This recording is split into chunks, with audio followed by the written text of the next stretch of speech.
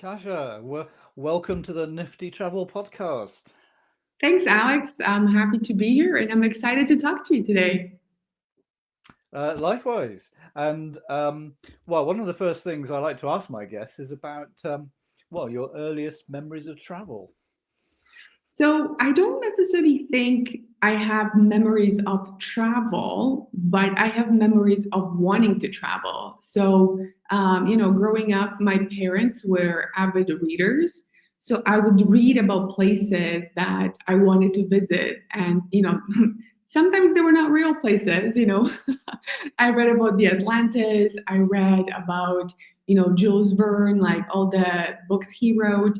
And I wanted to see places. I didn't necessarily realize the places they wrote about were not real, but that got me curious. So when I had the opportunity to travel, when I grew up, I took that opportunity and really that's how it started. It started with the inspiration more so than traveling as a child, I would say. You were traveling through books. Definitely, definitely. So you grew up in Toronto. So tell me a little bit about Toronto. So Toronto is an interesting city. I think, in Canada, you'll have people who are either liking Toronto or they hate it. So I'm from Toronto, so I love it. I think the city has grown tremendously over the last, few decades. It's come along, and Toronto is great because it offers you access to different cultures. So it's not like traveling, but it's very similar.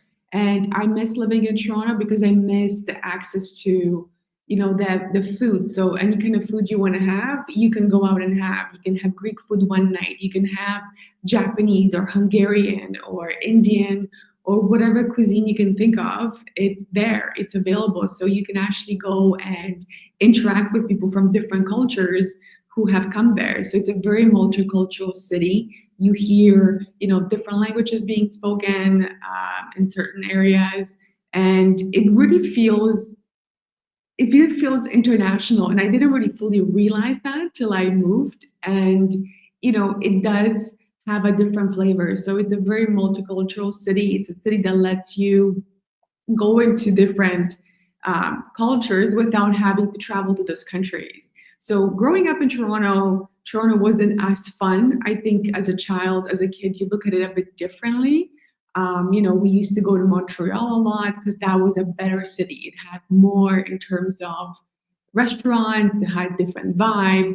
But like I said, I think Toronto has, transformed in the last couple of decades at least. And it's a great place. I think anybody coming to Canada should definitely come to Toronto and check it out.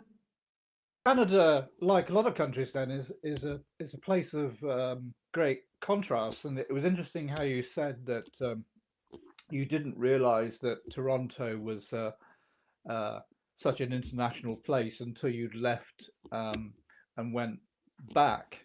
So, in a Mhm. sense, it sounds like to find the real Canada, you have to go outside the cities almost. Yeah, I think, I mean, Canada is huge, right? It's the second largest country in the world. So it's very it's very diverse from, from coast to coast to coast, as we say. And it has such a huge influence from the people who came there, right? So obviously, they was settled by the English, by the French, but Canada also has a very rich Native American history. So the Aboriginal tribes that lived there before, they have been there for a very long time. So you can go and learn about those people and their culture anywhere in the country, really. In the past it hasn't always been treated the same way, but I think again the country has made progress and we are bringing that to the forefront. And you can learn about the Aboriginal people who lived in Canada, or what became Canada before it was settled by the Europeans. And even when the Europeans came, like I said, there's different parts of Canada. You can go to Quebec, which is a French speaking province, And if you are in places like Montreal or Quebec City, you do feel sort of like a European vibe. You get that, cobblestone streets in Quebec City, because that's one of the oldest cities in North America. It's over 400 years old. It's older than Canada. So, you have that vibe. You can go to Newfoundland, and there is the stunning landscapes that feel like you are in Ireland or somewhere in Norway, the fjords. It's a very stunning place. And then you can go, out west. You can go to Alberta, you can go to BC. They have amazing mountains if you're into skiing or snowboarding. This is really the place to be. There's like amazing lakes. So, there is just so many different places in Canada. One of my favorites that I didn't expect was Whitehorse, which is probably the closest to Alaska. It's the most northern western part of Canada I've traveled to. And again, like Dawson City in US, it was a gold rush city. So, you go there and you don't know what to expect. And Whitehorse was really a surprise. It had like a very, I would say, hipster vibe. There were so many great bars and restaurants. And, everybody who lives there that I've come across, well, not maybe not everyone, but majority of people that I've talked to, they were not from Whitehorse. They came, they fell in love with it, and they stayed. So it's again kind of speaks to its history. And back during the gold rush years, people had so much money. So you have a city that had, people with lots of money. They had money to have lavish parties. They had, the latest French fashion. And you don't really think of that. You don't really think of something so remote to be that, I guess, cosmopolitan in a way. So it's really interesting to travel to places within Canada to discover the different parts of Canada that you can find.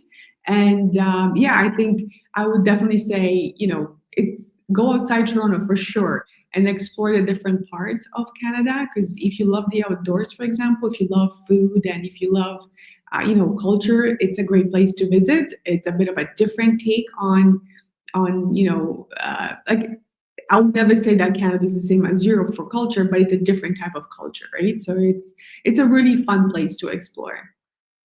Yeah, yeah, and as you say, it's the second largest country on earth, and for many people outside of Canada, it's kind of regarded as an adventurous destination. Does it feel like that, being from Canada? Yeah, I would say. I mean, depends on. There's different types of adventures, right? Like if you're looking into like outdoors, definitely Canada is an amazing place for outdoor adventures. If you're into any kind of outdoor sport, even from hiking to swimming to biking to, skydiving, paragliding, cave dive, like anything you name it, we can probably do in Canada. And it's again, it's got such different landscapes that you can experience it all. Again, not all at once because again, it's a large place. So to get from one place to the next takes a bit of time, but for sure.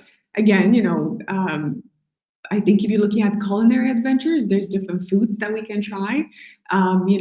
I love fusion. Fusion of different foods is my favorite. So again, because Canada has so many people come from different cultures, you do get a mix of different flavors, which I think is I miss that the most. I don't think I've seen as much of a fusion of cultures in many different places when it comes to food.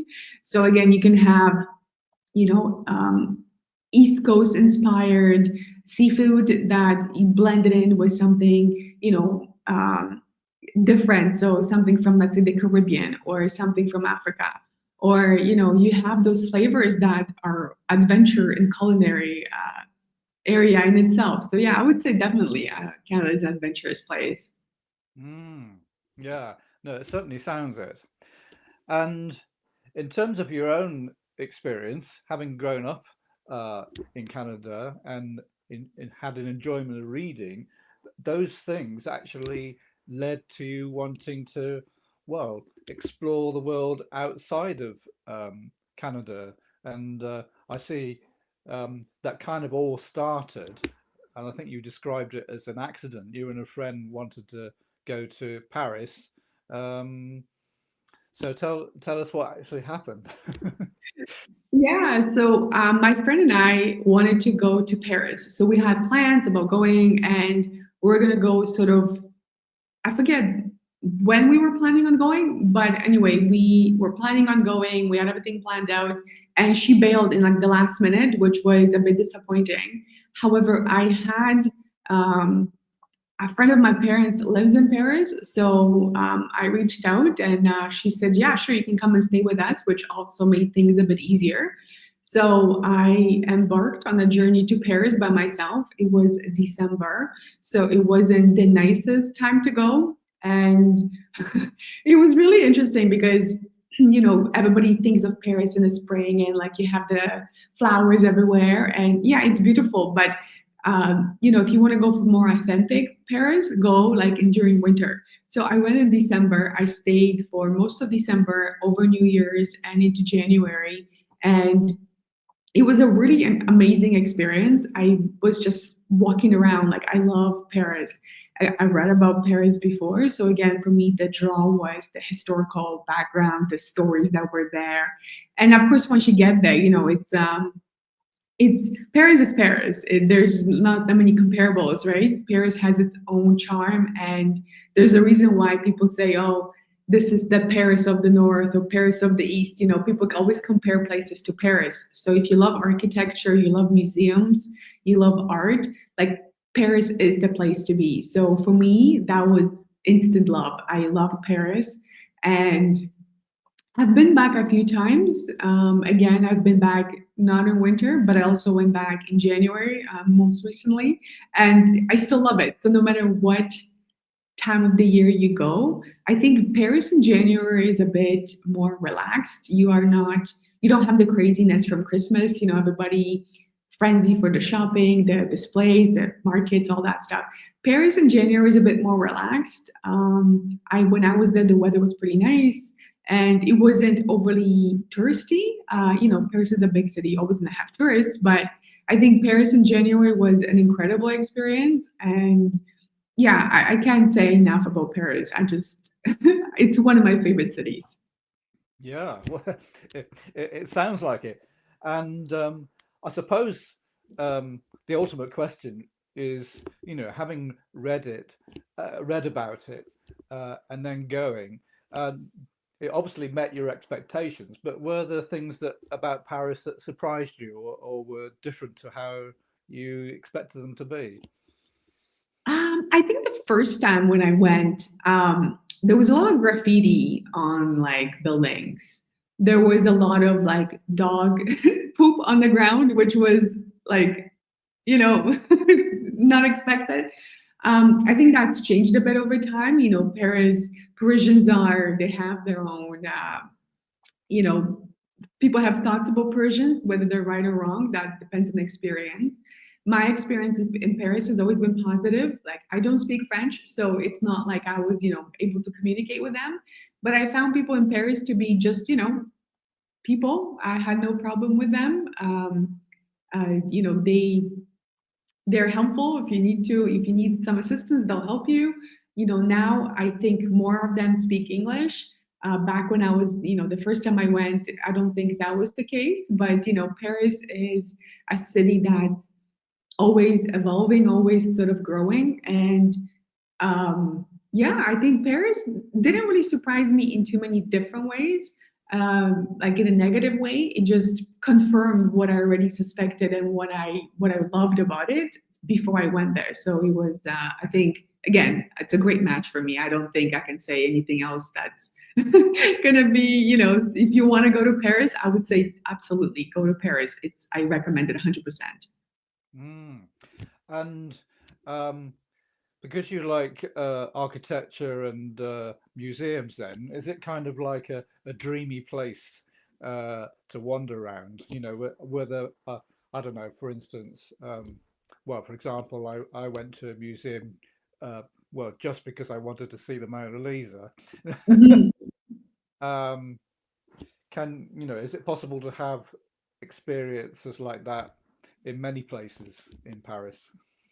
Yeah, I mean, Paris has so many great museums, and I think everybody who goes to Paris goes to the Louvre, though goes to Musée d'Orsay, which again, those are great museums. But I would say they're not the only ones, right? Like Mona Lisa is great. Um, it's personally not my favorite. I don't see the huge controversy or the story about it. It's just a painting to me.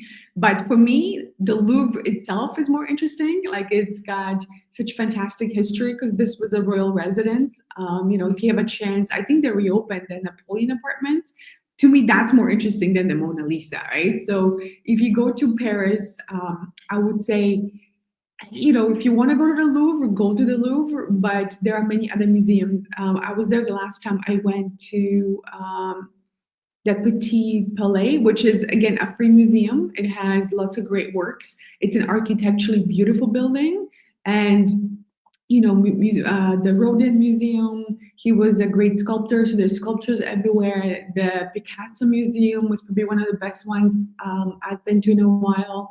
But they have other museums. They're not just about paintings. They have the Conciergerie, which is one of my favorite places because well, it's not because Marie Antoinette was imprisoned there, but because you can visit a place. So Conciergerie itself is a beautiful building, and I don't think that visited by as many people, but you can go and you can step into the cell where she was imprisoned. So it's like without trying to be morbid about it, but it's like it's a historical event that occurred, and you can actually walk in the footsteps of those people and stand there, and it's just for me at least it's exciting and it's very interesting, right? You can go to the museums that are there, like I already mentioned, but architecturally, I think Art Nouveau is a big thing in Paris.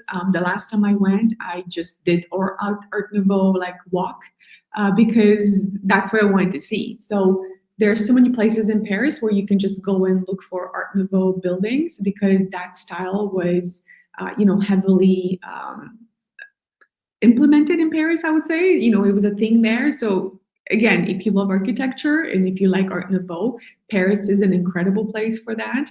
But it's not to say that's the only style, right? Like Paris has a very distinct style for architecture. So if you love architecture, I think you'll love Paris because there are just so many great things to see, from museums to palaces to just buildings, just walking outside. It's for me, it's like a dream trip just to wander around Paris and just take pictures of buildings is really my jam.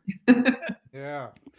Well, history has a habit of leaving lots of clues for us. Um, would you say that history has a an important overlap for a traveler? I think you can't travel anywhere without encountering some part of history, right? So it's sometimes you might not be aware of the history of the place because I mean, not everybody is, going to know everything about every place. Um, I have a degree in history, so I have maybe a little bit more of a knowledge about certain places than like your regular traveler. But it's not to say that I know everything, right? So again, there's people with way more knowledge, but if you're interested in what makes a place, then understanding the history behind the place will give you a lot of those answers. So the way I like to travel is I like to go and see, where am I going? What is this place? What's the history behind it? Like why is it looking like this? Or why is there a castle? Or why there isn't a castle? Or understanding what made that place what it is, it helps me. And I think if you are into understanding, getting to know the place you're visiting, I think, understanding a bit of the history of the past will always be a more enriching experience. Yeah, and having visited Paris once and enjoying reading, I suppose that then inspired you to want to visit other places. I see you mentioned Pompeii and Machu Picchu. So did you find a way of going to both? Well, yeah, I haven't been to Machu Picchu yet, but Pompeii, I've been several times.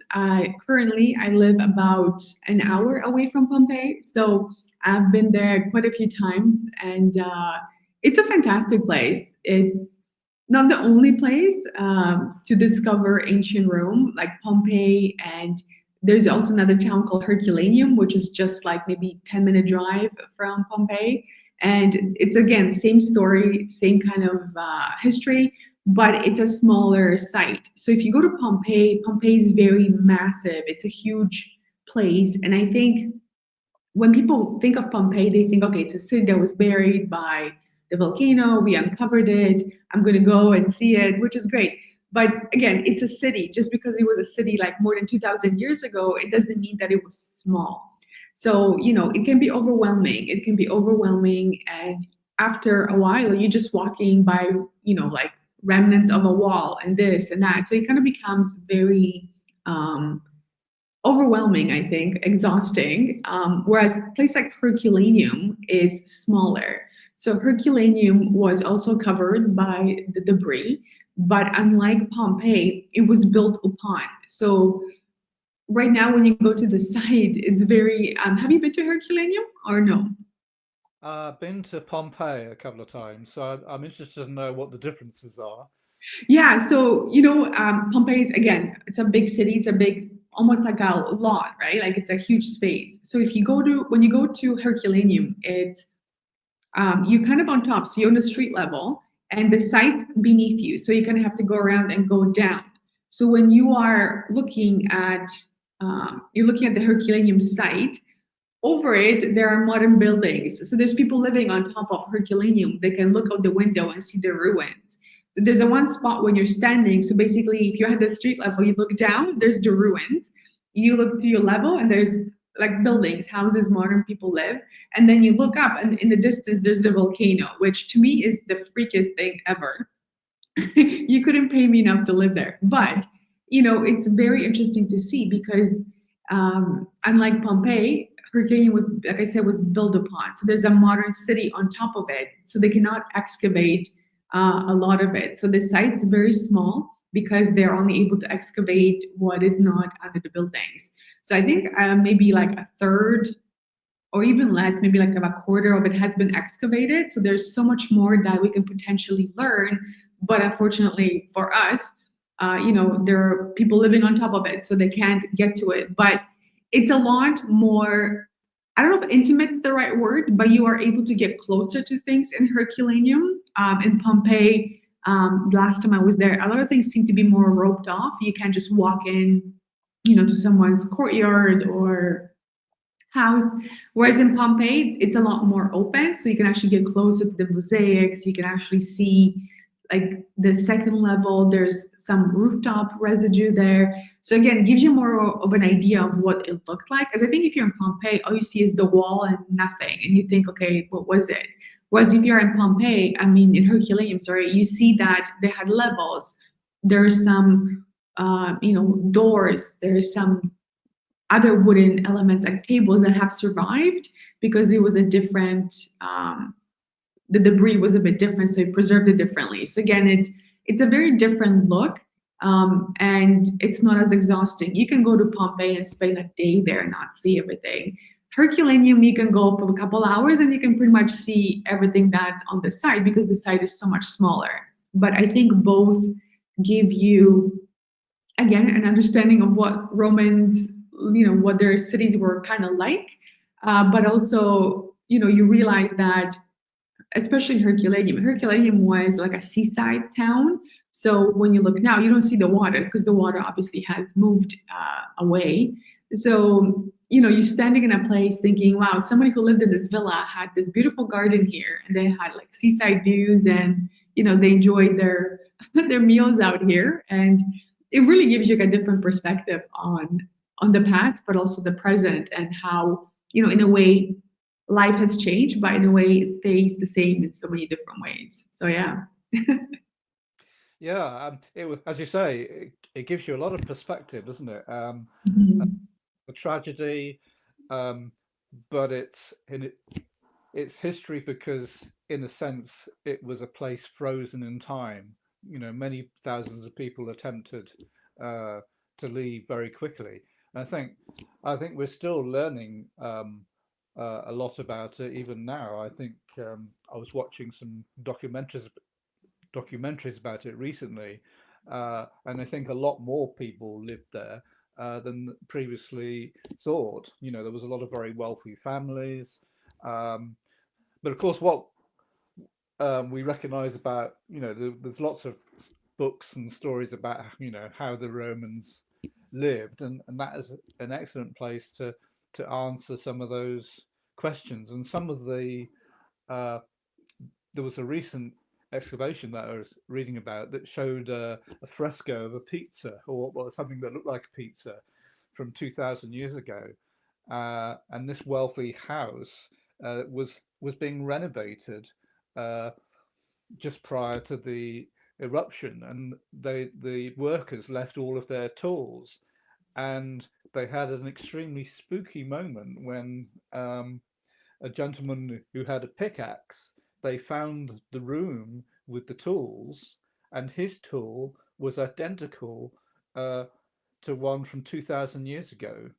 You know, he put his metal instrument, and it was exactly the same. And there was a hole uh, where his wooden pole was, and they just all stood in silence because there was nothing else you could say.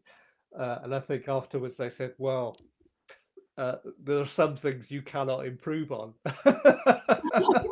Well, it's true. The Romans were very good at perfecting things, and I would say their building techniques and their architectural prowess has, proven that it lasts. So I think, we can learn from them. Now, you said earlier that there was a place in Canada where I think you called it White Horse, where people see it and fell in love with it. Now, Mhm. clearly, you've had a similar experience in Italy. So, and now you live there. So, how how did how did your love for Italy come about?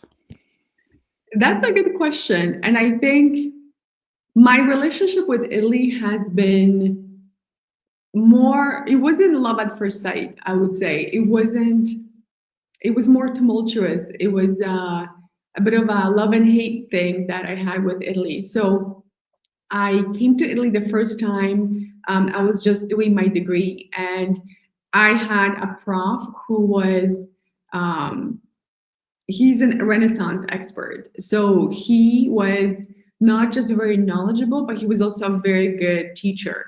He was very animated. He made history really come alive. He was one of those people that made it so interesting. So I remember coming to Italy. And again, I wanted to go see the Forum. I wanted to see like the Colosseum. I had all those things that I wanted to see because I just learned about all of that. So it was all fresh in my mind. And, I wanted to love Rome from the book, from the beginning. And, I like Rome. I liked the sights, but it wasn't love at first sight for me. It was just like, okay, Rome is Rome. I've seen the places. We went to Florence. Florence was definitely love at first sight. I loved Florence. I loved Venice. I loved other places, but Italy as a whole, I wasn't necessarily too keen on it. It was a bit of a different time back then. I found the people not to be so welcoming or nice at the time. That was my personal experience. Um, to the point where I just didn't want to come. So I just said, I'm not coming. So my husband, his family is from here. So we traveled before we were married. We would come here, and after when I decided not to come, he would come visit. On like I wouldn't. I just said I'll take my money elsewhere. But it came a time when we were going somewhere and we had to fly through Rome. So I thought, okay, fine, like you know, looking back at it, like how silly. But I thought, okay, fine, like let's just stay for a couple of days before we, fly somewhere else. Because if flying all the way from Toronto to Rome, let's stay for a couple of days before we get on the next flight. And that was the time when I actually fell in love with Rome. I fell in love with Italy again because it was a different place. I think I've changed as a person, as a traveler. I think Italy has also gone through some changes. And when you're not running from one tourist attraction to another, you can actually stop and enjoy the beauty around you. Rome is a fascinating city. It's definitely like one of my favorite cities, like with Paris. And I also love London. There's a few other cities that are my top favorites, and Rome is definitely there. It's one of my favorite cities in Italy. And it's really, once you stop going to running from one line to the next, that you just able to sit back and enjoy. Again, it's a place where history is like a layer cake. It's everywhere. It's history, there's architecture, like there's just so much beauty around you that you can spend, like, again, days just walking around. And so, like, I've been to Rome so many times and I still find something new every time I go. And it's just such a fascinating city that I think most people don't fully get to appreciate, because they're only spending, 2 to 3 days. And those 3 days are spent, again, going from one place to the next, which, you know, if you're coming to Italy for the first time and you're not sure you're going to come back, I can't fault that kind of thinking, because that's what I did too, right? But if you're able to just take it back a little bit and, you know, have a breather, you will enjoy the city a lot more. So for me, love for Italy took a bit of time to develop, but eventually we decided that we would like to go and stay in Italy for a while and escape those Canadian winters. So we made the decision to move to Italy, and yeah, we've been living here for just a few years, and it's a very fascinating place. It's not necessarily, once you live here, and it's very different experience than when you come as a visitor. Not necessarily a bad one, it's just different. So you get to see Italy in a bit of a more authentic way, because I think a lot of people coming to Italy, they want to see just like the stuff they see on pictures and the quintessential tourist things, and that's fine. And if that's what you want to see, that's perfectly fine. That's what the tourism industry is expecting. But yeah, there's so much to see in Italy. It would take you years just to see like a good chunk of it, right?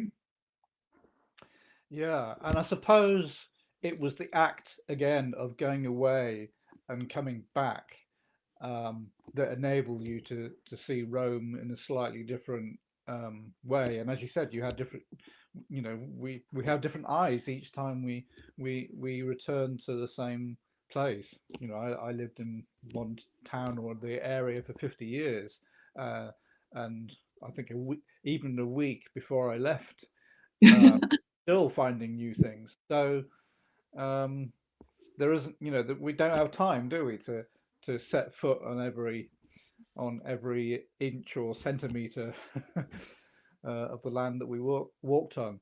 So what are the so give us a flavour of some of the things um, that you've noticed that are different about Italy then, that you wouldn't have noticed if you hadn't been living there.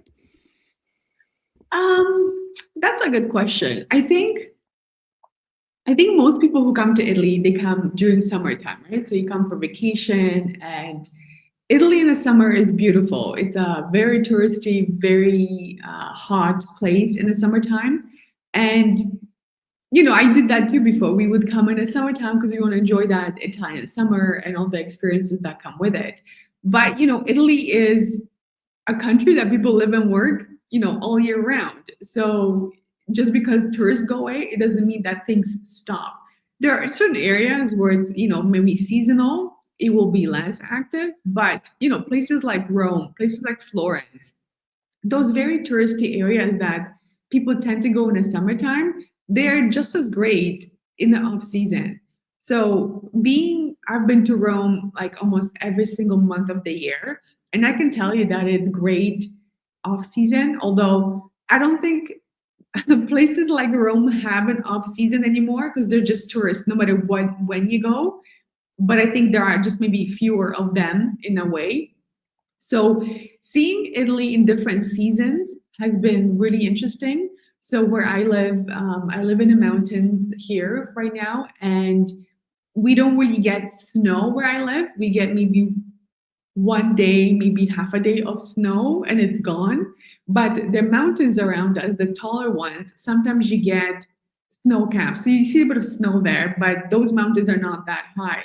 There are other parts of Italy, like up north or further down, where you have higher mountains and they do have snow caps. So we are going to be moving to Abruzzo, which is another region in Italy, and they have like really fabulous mountains there with snow caps, and they're great for lakes. They have trails. They have all kinds of outdoor adventures there as well. So I'm excited to see that.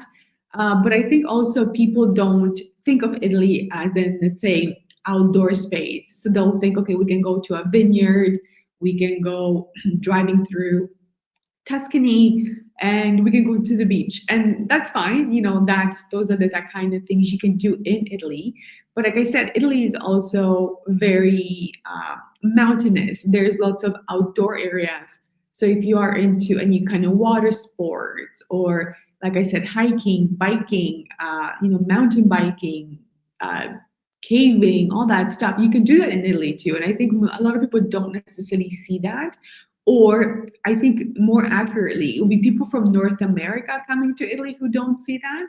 Because I've noticed there's a lot of like Europeans, like Germans or French, they love hiking, right? So they come and you have a lot more of those tourists coming to those areas. So it's a different type of tourist. They're not North American tourists, they're other European tourists who come for different reasons. And I think you don't really get to see that much if you come, during summer, because there's so many tourists from everywhere that it becomes like, you just think it's like this all the time, but it isn't. Another thing is food. So Italians eat very seasonally, and you have foods that if you come in the summertime, you won't be able to get if you come and say in the wintertime. So they have fall, winter. There's a lot of squash, different types of pumpkins, and other gourds and stuff. So they do have a lot more food made with those flavors, which again, if you come in the summertime, you won't have because it's not season in season. Likewise, you won't get certain things in winter that you get in the summertime. And I think that's one of the things that is fascinating about Italy, especially if you are into food. Coming at different times of the year gives you a chance to try the different foods, different flavors that don't exist in other seasons. So I think those were really biggest things I've noticed, being a traveler to Italy versus somebody who's living in Italy. Yes, because you get to go to the actual supermarkets, uh, and you see it with your own eyes, whereas I might go to an Italian restaurant uh, and only get the popular rather than the local. But I think you're right about when it comes about that there are so many different um, regions of Italy, aren't there? And it's a lot more mountainous than you expect. I mean, as a kid, I was taken to the beaches of Venice, but equally, I've been to northern Italy, mountains and lakes. That's very different.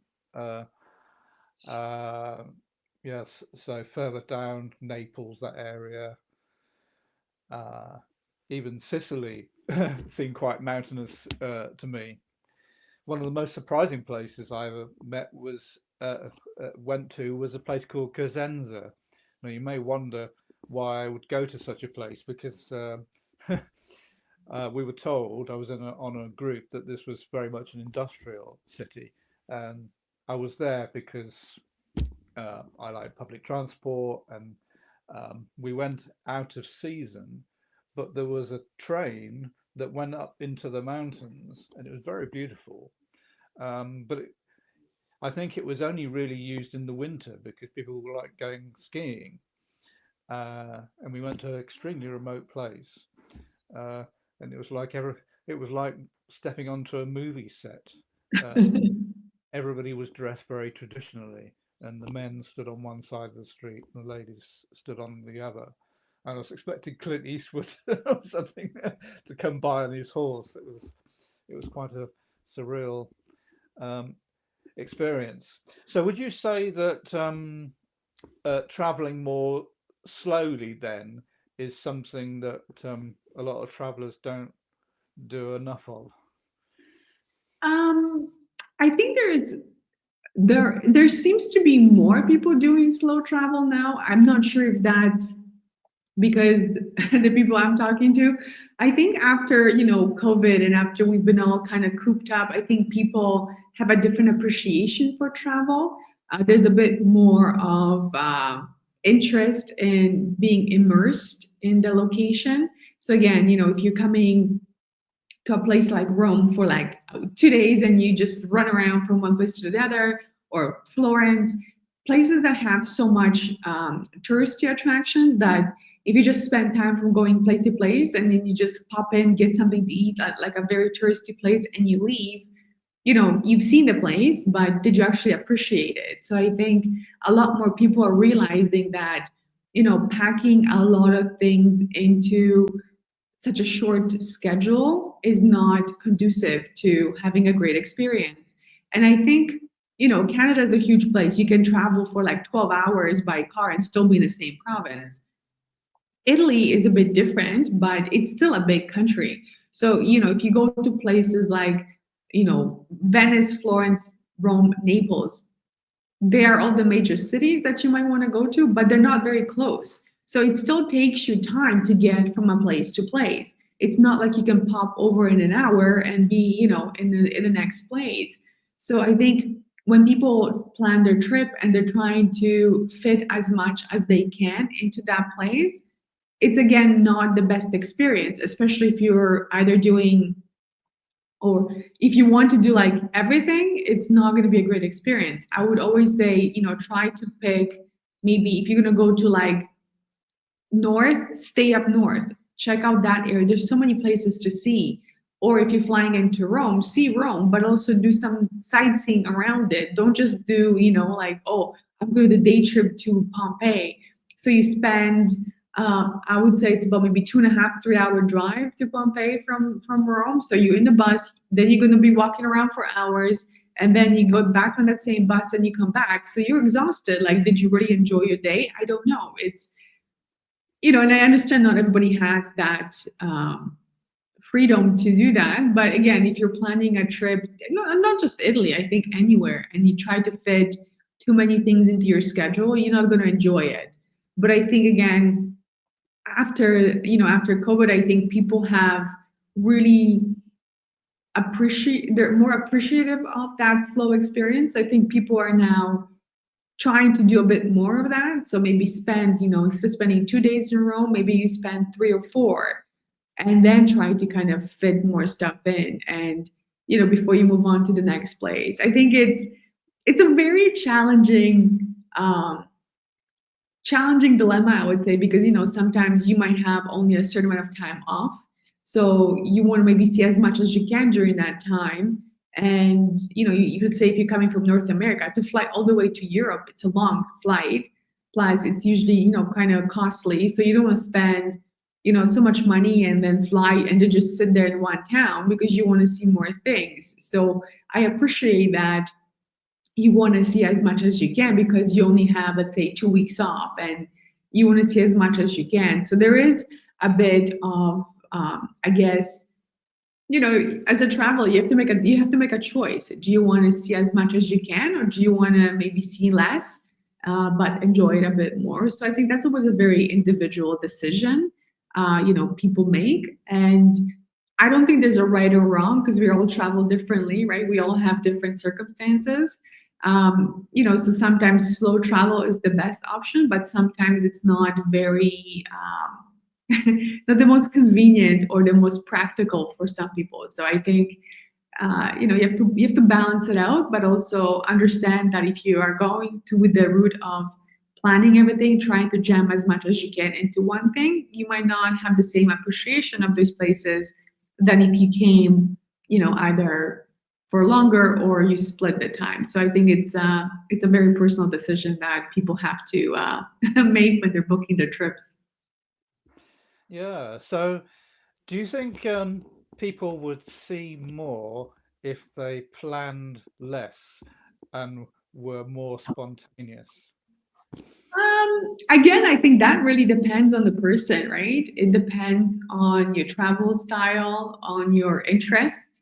Not everybody likes the same things. So, you know, some people travel for food. So if you're coming for a food tour or a culinary experience, not just Italy, but like anywhere, that trip might look very different than somebody who wants to go to just museums or loves to see, castles and palaces. And then that might also look very different who somebody who wants to do, let's say, outdoor activities. So they're only interested in like hiking, into like, water sports or whatever it is. Those are very different activities. And I think for some you have to plan. Like if you're coming for like a food tour or like a food multi-day thing, you have to book ahead of time, right? So that's planned. If you have like museums and things that are indoor outdoor, then it's more flexible because you can choose not to go, or if it's raining, it's great to go to more, whatever. Same with outdoors, you can make more of an adjustment based on the weather, but again, it really depends how much time you have, what you want to see, and where you're going, because some countries are very good with transportation, so you can get between cities and between other areas of the country very fast. Sometimes it's not easy, so I guess just again depends on what you want to see and what you want to do and where you're going. Yeah. So now that you're living in Italy, how easy is it to move from one area to another? So Italy is pretty good. Again, it's very good at connecting the bigger cities. Um, there's a lot of small towns in Italy, right? Lots of small towns that they don't always have transport, so you don't have a straight connection. So I live in a small town. So for me to get to Naples, I can drive. It's just about an hour, give or traffic, give or take.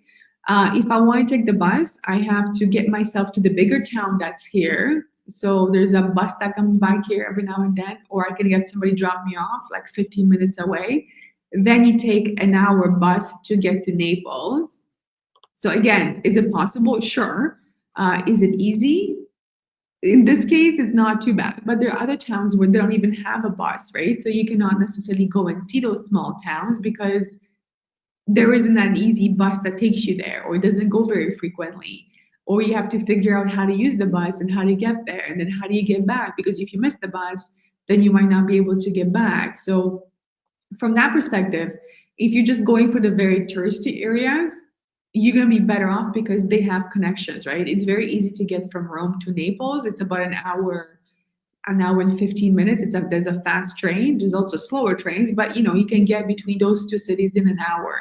You can probably get between Rome and Florence in about an hour, but sometimes they have train strikes. So you can have the best plan, and then there's a strike, so you can't go, or there's a train delay. So things happen, right? There's always that kind of thing that can come up during your travel, but it's fairly easy to get around. If you are into driving, which I love road trips in Italy. Driving is a way better way to see the country because, again, you're not dependent on the bus schedule or the train schedule, or not knowing how to get to the place because the town you want to see maybe doesn't have a bus route, or you might not even know about this town because it's not on the map and you don't know how to get there. So again, if you're looking at seeing more of a country, not just, I guess, Italy, any country really, a road trip is always a good idea. Again, it depends on the country and how comfortable you're driving. But in general, I think, it gives you a lot more freedom to see what you want to see at your own pace. And you're not reliant on transportation or availability of it. And yeah, you can see a lot more. I once spoke to a Roman who said to me, "You can tell if you live in Rome by the number of dents in my car." And when it comes to bus travel, the only experience I have of that was in Sorrento. I asked the driver when he was going, and it didn't appear to me as if there was any timetable. So we go when we feel like it. It's certainly very interesting. Now, a lot of people make choices about travel based on what they see on social media now, don't they? And I always think that's a little bit dangerous in a certain respect, because people end up only going to popular places. Do you think people are missing a lot more? I don't know, travel opportunity now. Are there a lot more hidden gems now that people are only allegedly going to popular places? I think that's an interesting question. I think, touristy places are popular for a reason. But when we're talking about places that become popular overnight, for whatever reason, that can be an interesting experience. So there's a town here in Italy. I forget the name of it, but it's like a ski town. It's mostly just locals go, or some tourists that come for skiing. There was this Italian influencer who went, and I don't know, I think she posted like a TikTok or something, and then he had all these people show up, like, I don't know, like 20 buses with people from like Naples and area showed up. And again, like, small town doesn't have facilities for that many people, right? It's a ski town, so these people who are coming just for like a day, there's nothing for them to do. So it was chaos. And it wasn't a foreign person that came in and said, "Oh, come here." It was like one of the people from Italy who was Italian who did this. And there was a lot of talk about whether that's a good thing or a bad thing. And one person can go and show it, but it wasn't her who was like organizing the bus tours for, and like bringing all these people there without just dropping them off and say, "Here you go," right? So I think it's a fine line between blame um, and taking responsibility for things. So a person can come and say, "Hey, like, this is a great place." You never know how everybody else is going to see that, right? Like, I can go and post something and say, "This is one of my favorite places," and there, if the video blows up and so many people see it, oh my gosh, everybody's going to come there. But if nobody sees the video, it doesn't really get shown in the algorithm, and not many people see it. Does it make it less appealing? No, it's just a matter of you put in front of people something, and I think they see it. So you have shows like, the latest is the White Lotus, which has created this frenzy of people who want to go to these places that are portrayed in this you know um, not imaginary, but they're portrayed in a very different way than they are in reality. Not so much that that's not how they look, but it's like, it's a show, right? The show has certain cast and they're filming things. So it's not like that you come, it's gonna be the same, because if you see the show and then like everybody else sees the show, they want to come. Now you have all these people showing up and you're not gonna have the same experience. So I think if you keep going to places that are super popular because they became popular because of social media, you will definitely have a lesser experience, because how much are you going to enjoy the place when you're just there like a sardine within, like, you and like a million other people want to come see the same thing. So in my opinion, that takes away a lot of the appeal, because you're not enjoying it. It's creating a lot of chaos, especially if that place is not doesn't have the infrastructure for tourism, like that town I mentioned. Like, it's a ski town, so they have infrastructure for people who come to ski, not for like 200,000 people who show up with, like, maybe not 200,000, but you know what I mean. Like, it was a huge amount of people who showed up like with out of nowhere at once, and they blocked the roads. That they're just walking around, they're littering everywhere because there's nothing to do for them, and it's a chaos. But if you're looking at a place like Rome, for example, it's a very touristy place, but Rome is a bit more developed and there's a lot more accommodations. There's restaurants, there's tours you can take, there's things to see. I think it's a bit more. It's a bit of a better place to absorb tourists than a small town that doesn't have the infrastructure. So I don't know. I think there will be those kind of people who will be going to those places they see on on TV or on their social media, and I think a lot of times they might be disappointed because it's not always what it looks like, right? People, you can take a picture with from a certain angle and you don't see the people lining up to take the same picture, so it's very deceiving. And I think there are a lot of people who might do that kind of trip and then be very disappointed. So again, I think it just depends on doing your research and kind of understanding what you want out of the experience before you go, and then you can adjust your expectations when you get there or before you get there. So yeah, I think it's a very nuanced issue that applies very differently to different areas. Yeah, I think it's just a reminder, isn't it, that just because you love the postcard picture, it doesn't necessarily mean it will look like that when you Yeah. get there. I've been on holiday to various destinations, and I thought they were absolutely fantastic. So much so that I've gone back. But in some respects, it's very difficult to even recreate the same experience in the same place.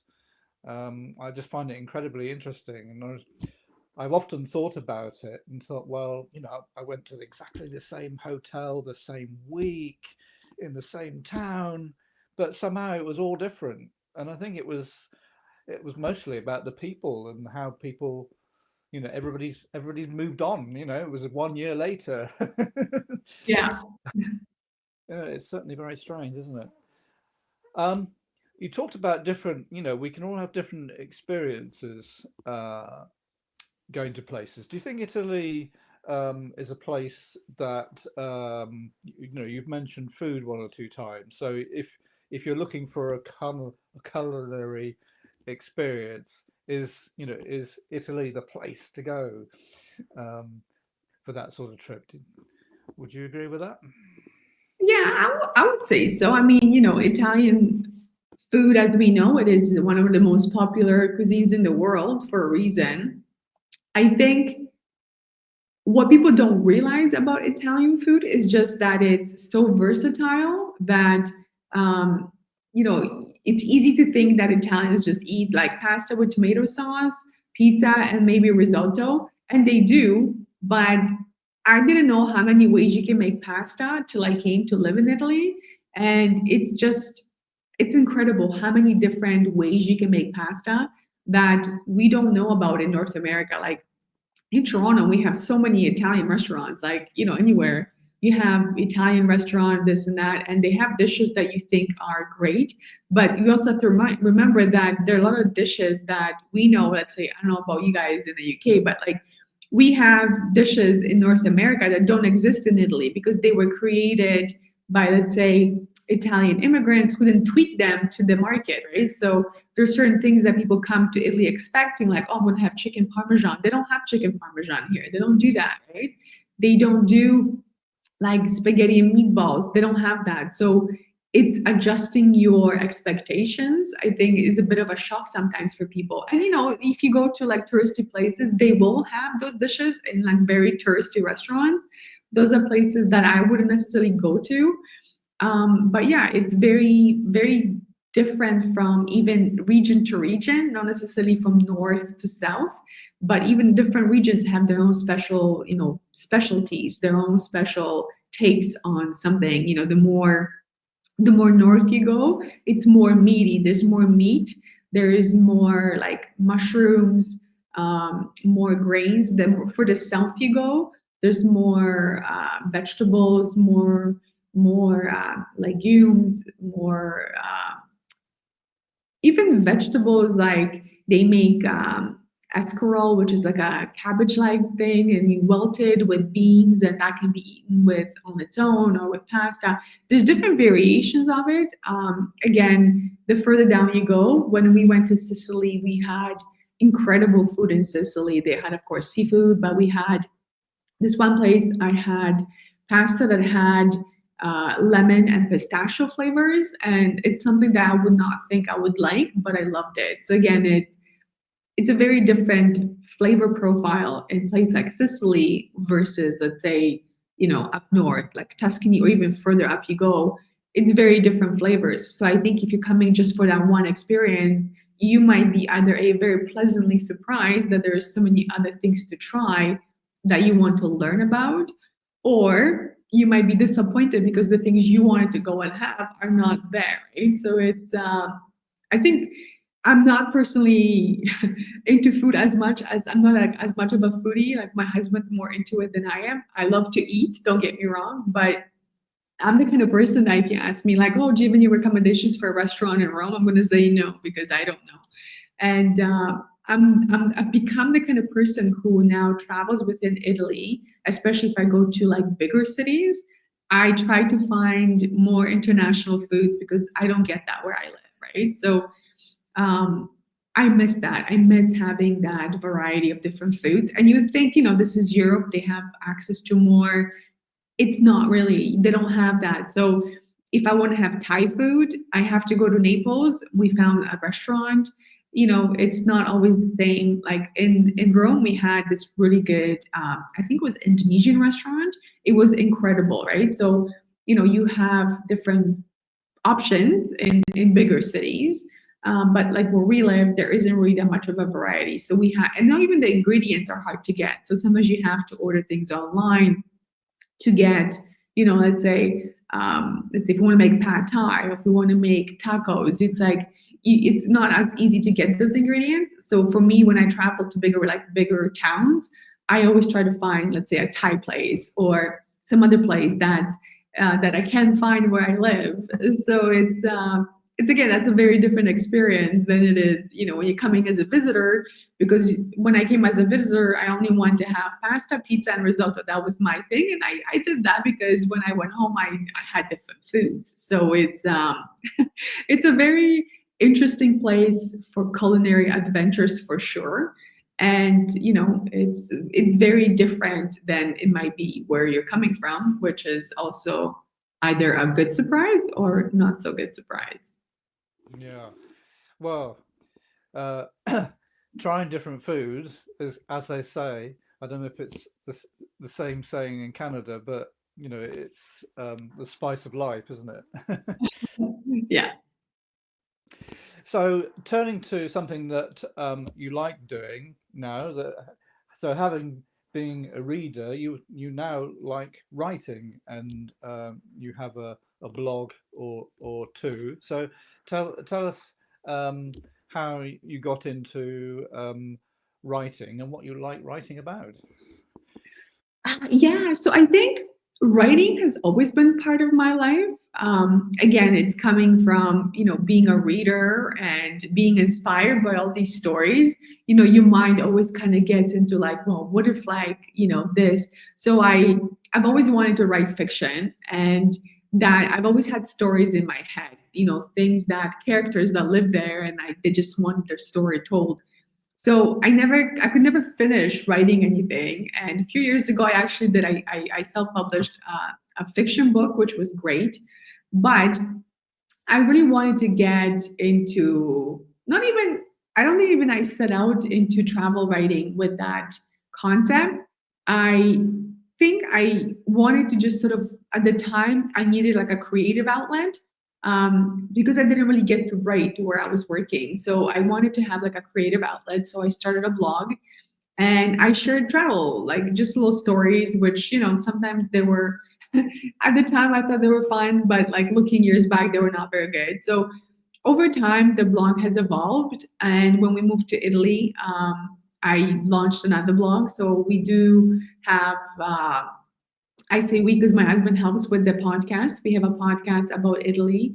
And so, again, it's two different things. One is about Italy, and my other blog is about travel. So, geeking out over things like architecture, museums and histories and all that stuff. And those two things help me um, also, I guess in a way they're helping document my travels, right? So it's a way of writing about places that, yes, I can share with others, but I think sometimes going back and reading your own post, it kind of brings you back to where you were when you like, when you just come back from a place and then you write about it. It kind of gets you excited, kind of way to bring your memories alive.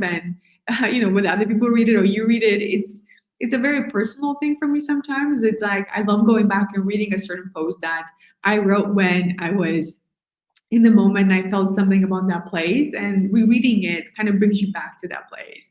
So that's sort of what I love doing. I love sharing um, that experience. So not looking at the same place like the same way, because I mean I look at things a bit differently, and you know there's people who like that kind of stuff, and there are people who are just more interested in like show me the most Instagrammable spots. Well, then I can't help you, but I'm sure there's other places that will. So yeah, my love for writing has always been there.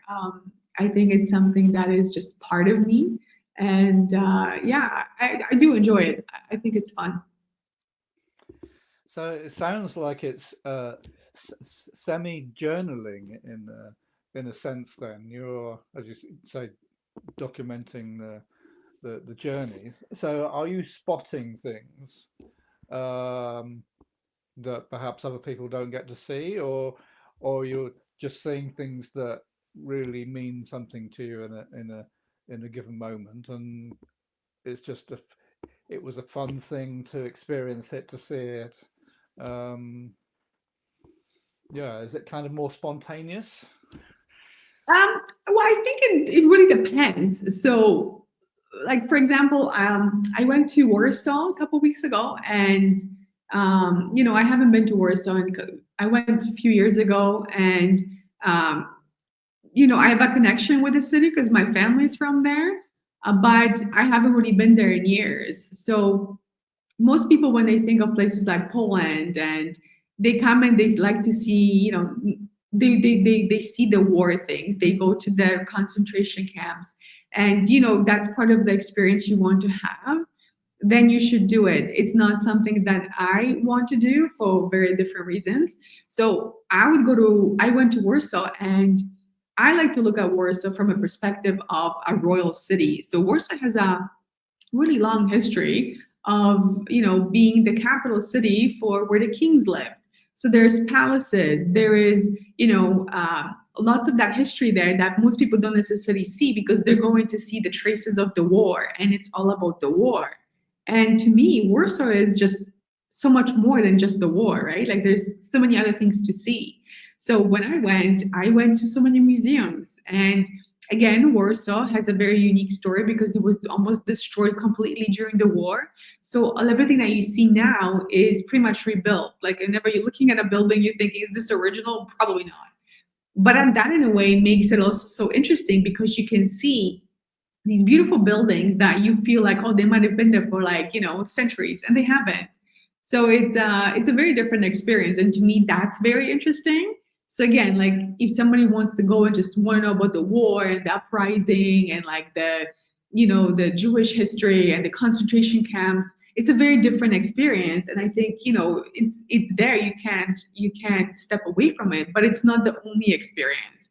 So that's kind of what I try to sort of highlight, that it's not just all that. There's just this other part of it that exists. It's like you said, when you go to a place and you come back, you thinking it's the same because in your mind it's the same, it's been there, but people have moved on. Like same in Poland, like in Warsaw, people have moved on. Like things are there, but there's other things also that are very good. So I like I said, I went to so many museums, I went to palaces, I went to the gardens. It was beautiful. It was an amazing experience that you know most people might not think of when they come to Warsaw. They just think, okay, I gotta see all that stuff and then go for that day trip to that memorial and whatever. And I think that's how I like to look at things. Because again, I don't think you can write anything that hasn't been written before. Like in reality, you just write, because I go somewhere and I write a blog post and you haven't seen it or you've never heard of the place, it doesn't mean that other people haven't. So I don't think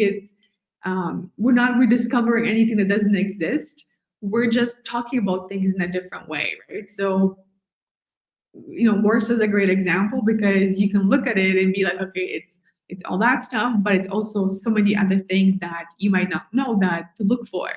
With Italy, again, it's like you think, it's all that, but at the same time, like, no, there's just so much more. Like Italy is a young country, but life existed here for centuries before. So, if you learn about the different states, the feuding states, the different ruling families, or if you go back to the Romans or even before the Romans were not the first ones, right? Like, so there's just so many layers to it that, if you change your perspective and you look at things a bit from a different angle, you'll see a different part. The place you go into would look a bit different to you than if you just follow the same, things to see, things to do, and that's it. So I think from that perspective, I try to maybe showcase places that in different ways that people might not have thought of, if that makes sense.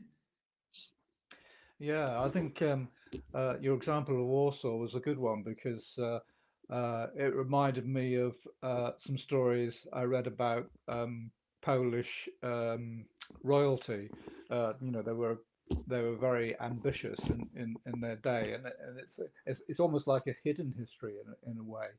You mentioned layers. It's kind of like a layer upon another layer upon another layer, and the further back in time, the more hidden those histories become in a certain way. So, if you love history, I suppose you become a bit of a detective. Do you feel like do you feel like you're a detective? Yeah, it's a good way of putting it. Or maybe I think maybe you just ask different questions, right? So you ask things differently. So when I went to Latvia, for example. So before I went to Riga, I didn't really know too much about Latvia, other than it was, used to be part of that USSR, and I knew nothing about it. I purposely didn't do any research because I didn't know what to expect. I kind of had this perception of, that all that area kind of being what the movies and TV showed me, like, everything's gonna be gray and ugly, and people are gonna be all like terribly, like, gonna be like just depressed, and everything's gonna be terrible. And I got to Riga, and honestly, it's a beautiful city. It was a huge surprise, like finding art. Riga has one of the highest concentrations of Art Nouveau buildings that I had no idea about. And there are streets where you can go and you see this really beautiful architecture that is like, early 20th century, and it's stunning. You don't think of it when you think of places like Latvia or Lithuania, because people don't even I mean, not everybody, but a lot of people, when I said I'm going to those places, they were like, I don't even know where that is. So it's, opening yourself up to go into there. So like I said, Riga was a beautiful city. I went in November. So again, the weather wasn't the best, and I still loved it. So it's a place that you can explore in so many different ways. It just depends how you look at it. Vilnius, for example, in Lithuania is another one. Like, Vilnius is such an incredible city. It's again filled with history, and it's beautiful city. It's not as big as other European capitals, so again makes it a bit easier to navigate. And I first time I went to Vilnius was in December. Again, I travel in December quite a bit. So I went. There was snow. There was lots of other things, and I loved it. And I went back in the summertime, and I loved it even more. So again, it's looking at it from a different perspective and a different lens, and you can discover places that are just like there. Just you have to be open to those experiences. Yes, and I think if you are, then you have a good chance to get more out of those journeys, don't you? So, in terms of um, uh, being curious and the like, I noticed that you like talking about various um, values that you hold true.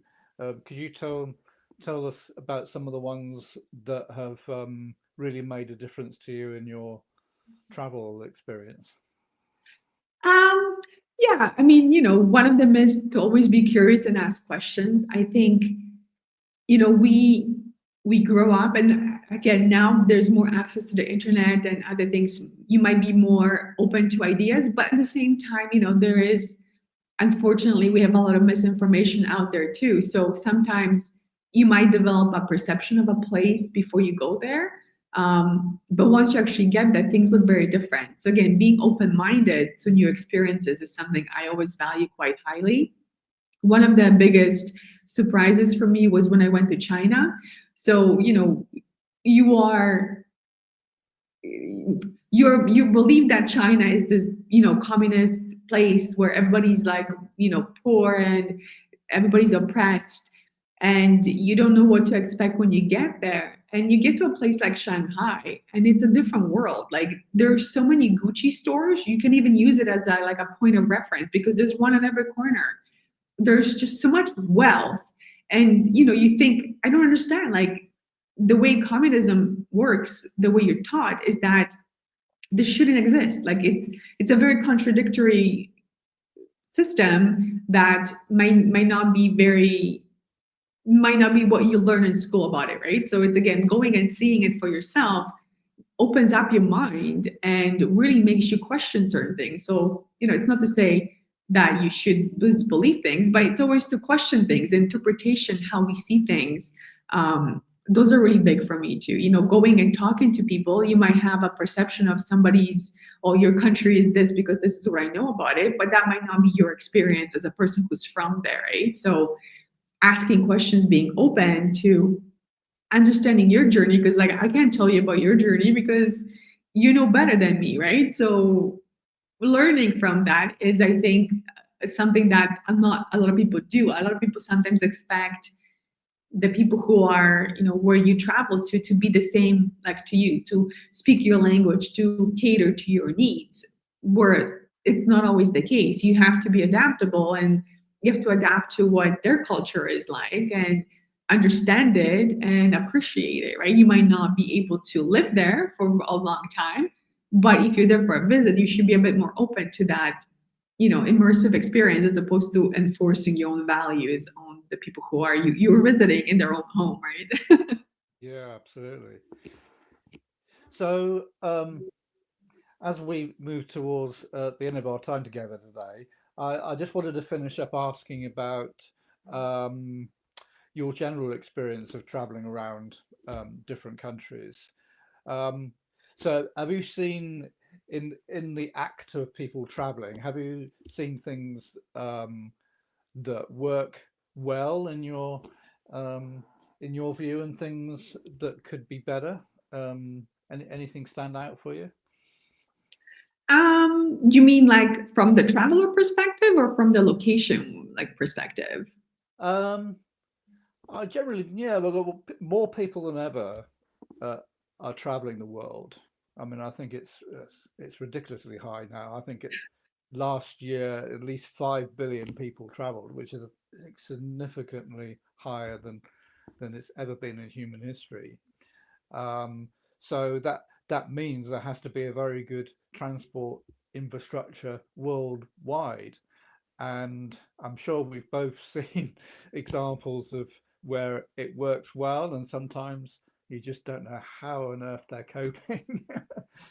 um, so yeah, so that was really the basis of my questions. Things that have worked well and things that could be better, really. Yeah, I think that's a very interesting question. I think it depends again on where you are and when you are, because if you're traveling and you are during the tourist season, you're usually going to find more infrastructure, more more transportation options, more lodging options, more activities. um, if you're traveling off season, that might not be as widely available. You might not be able to do what you want.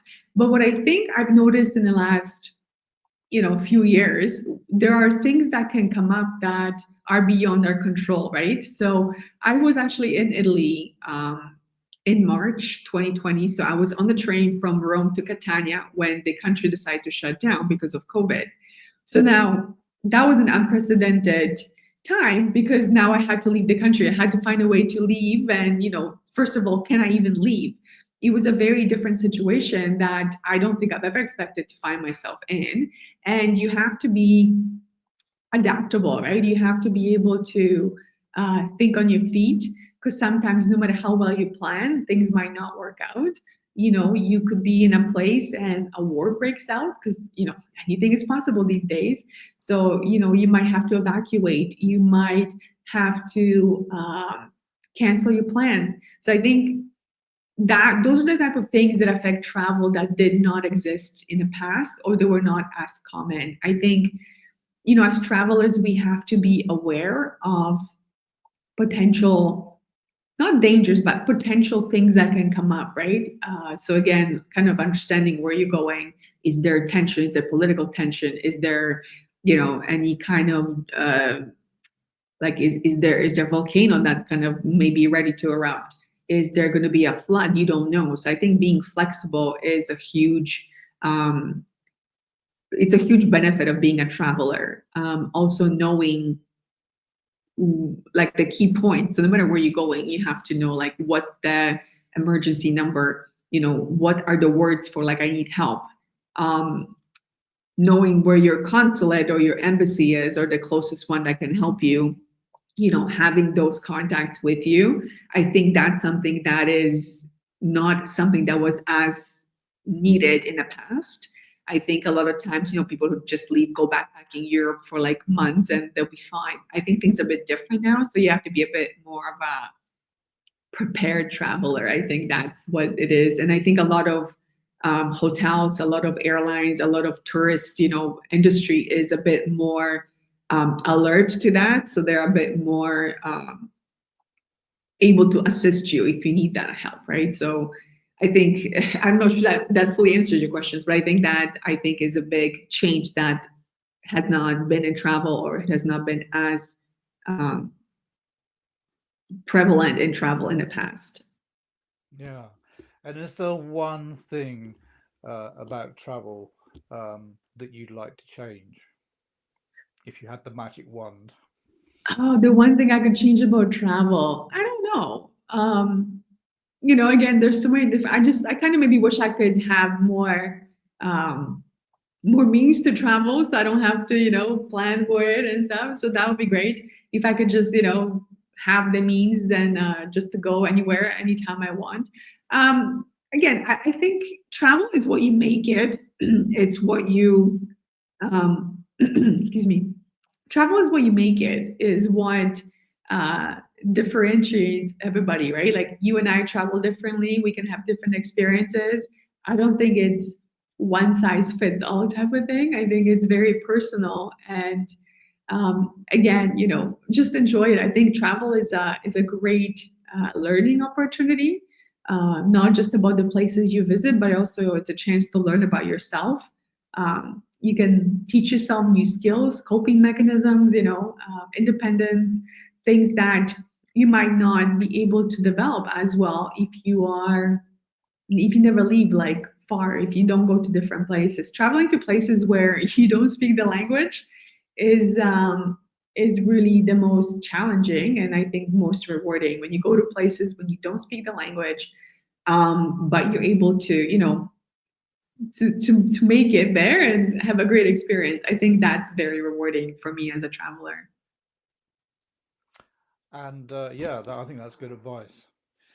So, well, it's been absolutely amazing having a chat to you, Kasia, and I I think your journey is clearly going to be carrying on, possibly in another part of Italy.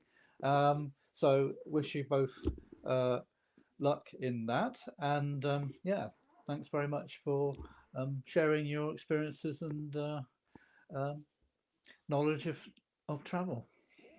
It was great. Thank you for having me. I enjoyed sharing my story. And yeah, if anybody wants to travel and is not sure about it, I'd say do it. And if you are traveling, I hope you're having a great time.